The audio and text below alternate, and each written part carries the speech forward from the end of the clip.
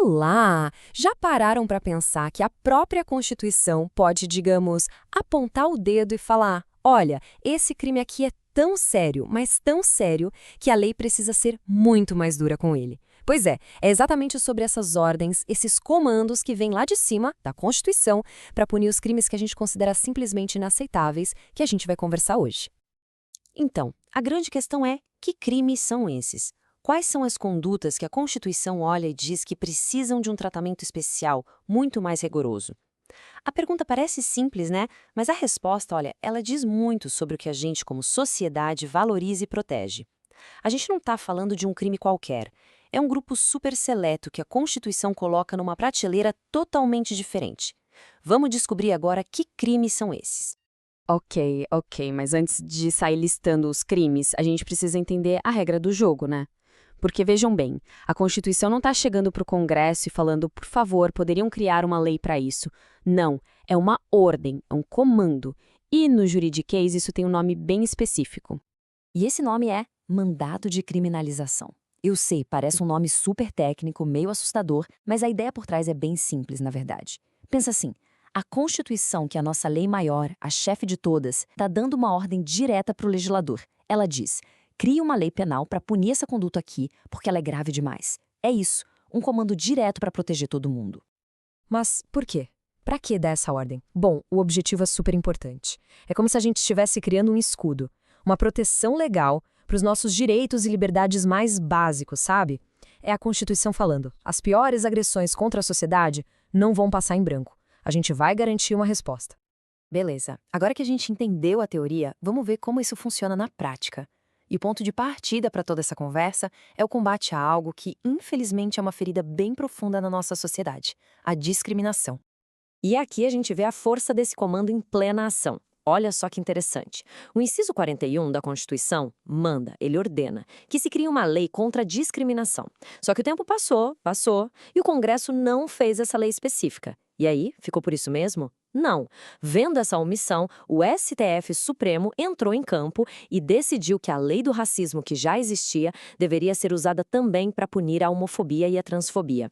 Isso é muito poderoso porque mostra que o mandado da Constituição é tão forte que, se o legislativo não age, o judiciário pode intervir para garantir que a ordem seja cumprida. Agora a gente entra na primeira categoria de crimes com tratamento, digamos, super especial. E a característica principal desse grupo é, sinceramente, de cair o queixo. Para eles, o tempo simplesmente não passa. Não tem essa de, o crime prescreveu. Não. O Estado pode processar e punir a qualquer momento.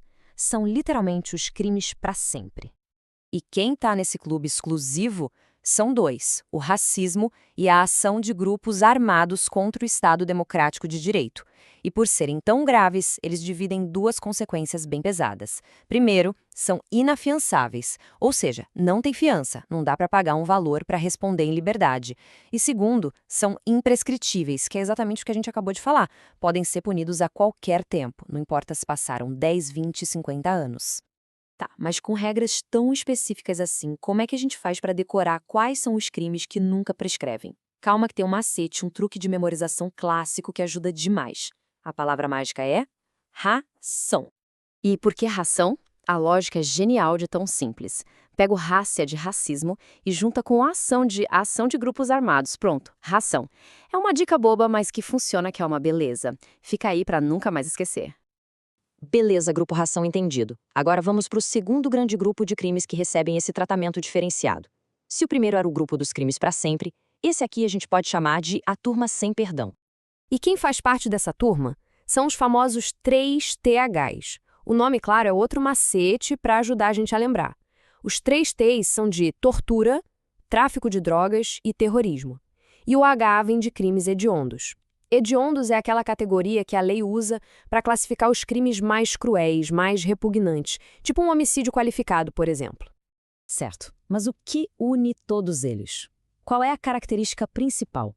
É a seguinte: quem comete um desses crimes não pode receber nem graça nem anistia. Traduzindo, não tem perdão.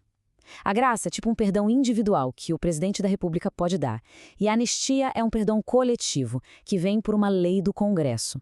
Para esse grupo, nada disso é possível. E é óbvio que tem um macete para isso também, né? Para lembrar que eles não podem receber o perdão da graça, a frase é perfeita. 3TA não tem graça. Simples, direto ao ponto. Não tem como esquecer. Mas é aqui que mora o perigo. É aqui que muita gente se confunde. A pergunta de $1 milhão é: se esses crimes dos 3CTs são tão graves assim, eles também são crimes para sempre? Ou seja, eles também são imprescritíveis, igualzinho ao grupo do Ração? E a resposta é um sonoro e gigantesco não. Atenção aqui, porque essa é talvez a diferença mais importante de tudo que a gente está vendo. Ao contrário do grupo RACI, os crimes do grupo 3TH prescrevem sim. O Estado tem um prazo para punir, e se esse prazo passar, já era. Guardar essa diferença na cabeça é fundamental. Ok, a gente viu o grupo Ração, viu o grupo 3H, viu as características de cada um. Agora, para não ficar nenhuma dúvida, vamos juntar tudo no resumão final para essa diferença ficar clara como água. Olha só essa tabela. Ela deixa tudo mastigadinho. Vamos ver juntos? Primeiro, o ponto em comum. Na coluna de inafiançável, reparem que os dois grupos levam um sim, ou seja, ninguém paga fiança. Agora, olhem para as diferenças, que é o que importa. Na coluna sem prazo, ou seja, imprescritível, só o grupo Ração tem o sim. E na coluna sem perdão, anistia, só o grupo 3TH está marcado com sim. Fica muito, muito claro de ver a diferença, né? Então, para fechar a conta, a ideia central é essa. Uma coisa todos eles têm em comum, que é serem inafiançáveis. Mas a característica de ser para sempre, ou seja, a imprescritibilidade, é só do grupo Ração. E a característica de ser sem perdão, de não ter graça nem anistia, é só do grupo 3TH. Se for para guardar uma coisa só, é essa. E para a gente terminar, fica uma provocação, uma reflexão. A nossa Constituição é de 1988. O mundo mudou bastante de lá para cá. Se ela fosse escrita hoje, com todos os desafios que a gente tem, tipo crimes cibernéticos gigantescos, desastres ambientais, será que outros crimes não deveriam entrar nessa lista super restrita? Quais seriam? Fica aí a pergunta para a gente pensar. Valeu e até a próxima!